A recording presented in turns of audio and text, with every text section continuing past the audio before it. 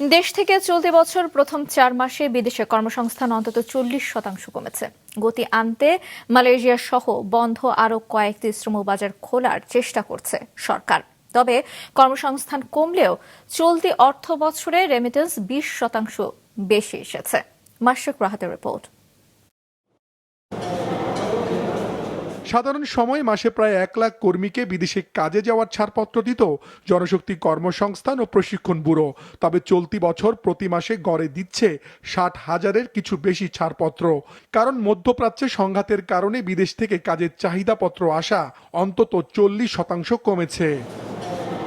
চলতি বছর 4 মাসে বিদেশে কাজে গেছেন 2.5 লাখের মতো কর্মী। এর মধ্যে কেবল সৌদি আরবে গেছেন 1,60,000 জন। বড় এই বাজারটিতেও কর্মী যাওয়া অন্তত 30% কমেছে। ঢাকায় সৌদি দূতাবাস জানিয়েছে, দক্ষ কর্মী নেয়ার উপর জোর দিচ্ছে দেশটি।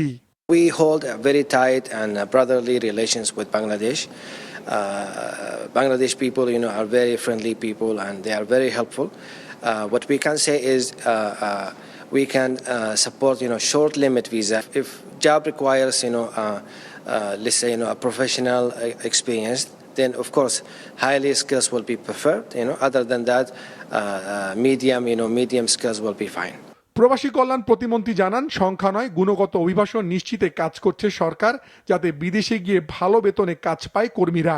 বর্তমান সরকারের অগ্রাধিকার হচ্ছে আপনার কোয়ালিটির দিকে এবং স্কিল ম্যান পাওয়ারের দিকে। আমাদের দেশের খালি মানুষ যাবে, তারা ওখানে ভালো কাজ পাবে না, তাদের ভালো সুযোগ সুবিধা থাকবে না সেটি না, এবং এখানে যে বিভিন্নভাবে মানুষ গিয়ে প্রতারণার শিকার হয় সেই ক্ষেত্রেও আমরা খুব কঠোর মনিটরিং ব্যবস্থা গ্রহণ করছি।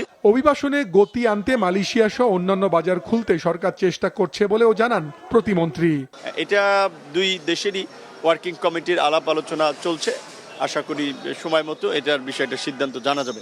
তবে 4 মাসে কর্মী যাওয়া কমলেও বাংলাদেশ ব্যাংকের হিসেবে চলতি অর্থ বছরে প্রবাসী কর্মীদের বৈধ পথে পাঠানো রেমিটেন্স অন্তত 19% বেড়েছে। মাশরুক রাহাত, মাছরাঙ্গা সংবাদ, ঢাকা।